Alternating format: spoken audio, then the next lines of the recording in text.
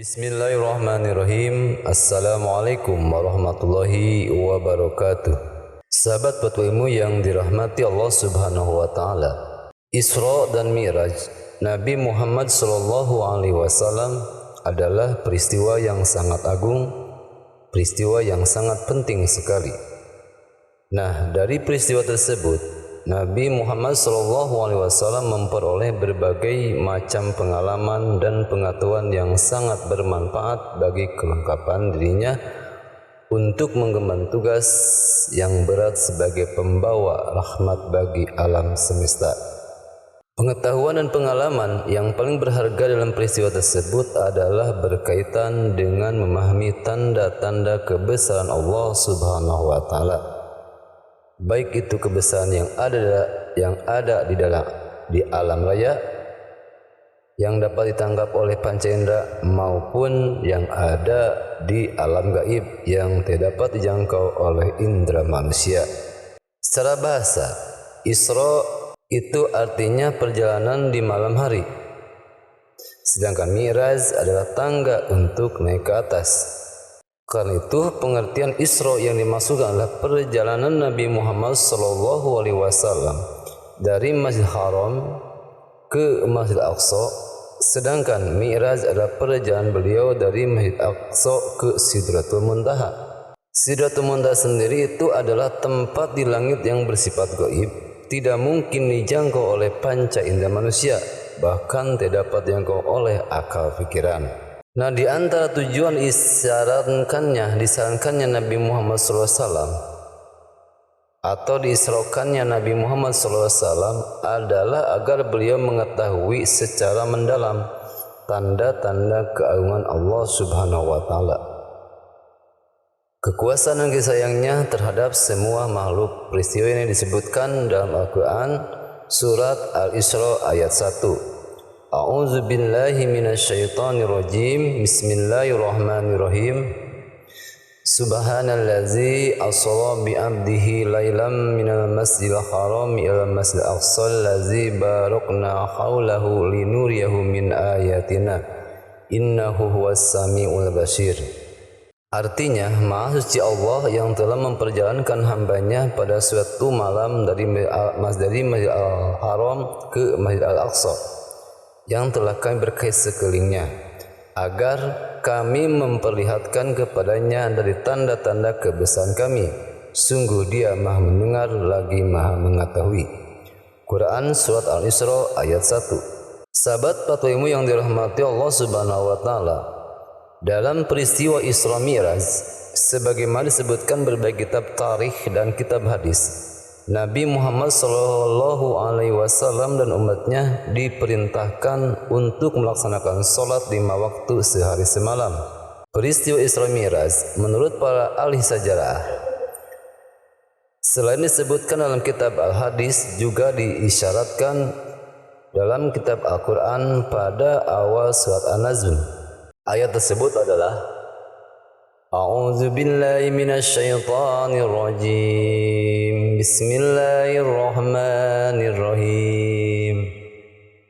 Wan nazmi idza hawa ma dhalla sahibukum wa ma ghawa wa ma yantiqu anil hawa in huwa illa wahyu yuha.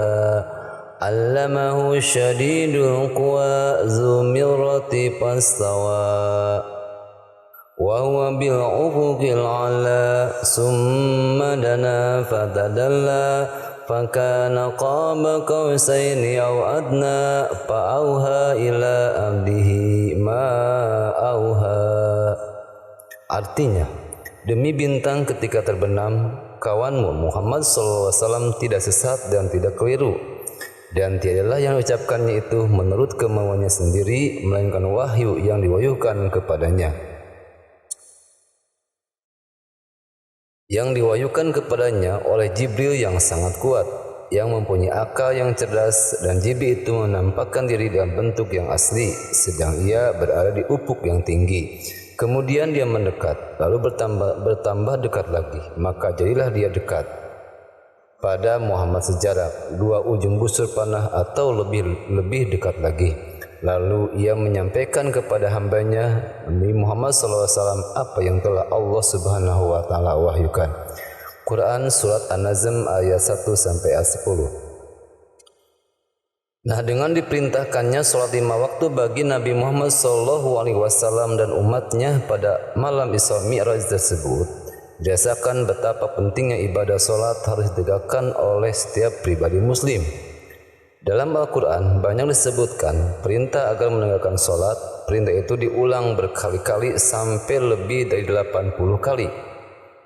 Di dalam hadis juga banyak disebutkan agar setiap muslim mengerjakan sholat dengan baik di mana saja mereka berada. Karena sholat merupakan salah satu rukun Islam yang 5 dan sangat menentukan kualitas keimanan seorang muslim. Apakah kuat atau lemah?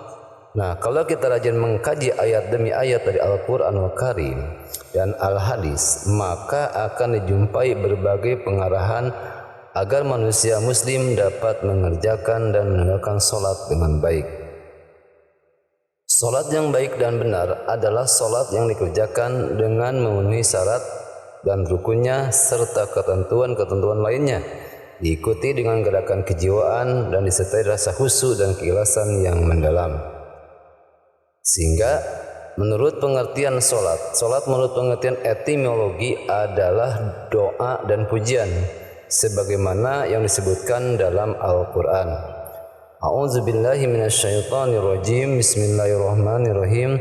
Innallaha wa malaikatahu yusholluna 'alan nabi ya ayyuhalladzina amanu shallu 'alaihi wa sallimu taslima. Sesungguhnya Allah dan para malaikatnya memuji Nabi. Wahai orang-orang yang beriman, berdoalah untuk Nabi dan ucapkanlah salam kehormatan kepadanya. Quran surat Al-Ahzab ayat 56. Salat dalam arti doa disebutkan Al-Quran. Bismillahirrahmanirrahim. Wa sholli alaihim inna sholataka sakanal lahum wallahu samiun alim. Artinya, dan berdoalah untuk mereka, sungguhnya doamu itu menjadi ketentraman jiwa bagi mereka. Quran surat At-Taubah ayat 103. Sedangkan pengertian salat terminologi adalah aqwalun wa af'alun mahsusatun mubtatihatun bitakbir muhtatimatun bitaslim bisaro'ito mahsusatin.